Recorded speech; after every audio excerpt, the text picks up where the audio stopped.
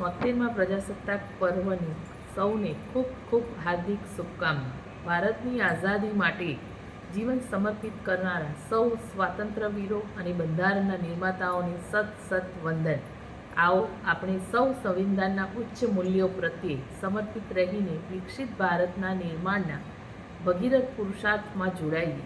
આઝાદીનો અમૃતકાળ શરૂ થયો છે ત્યારે માનનીય વડાપ્રધાન શ્રી નરેન્દ્રભાઈ મોદી સાહેબના નેતૃત્વમાં ભારતે વિશ્વમાં પોતાનું ગૌરવવંતું સ્થાન બનાવ્યું છે।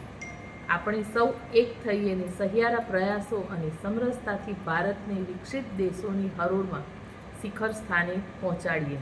नमस्कार।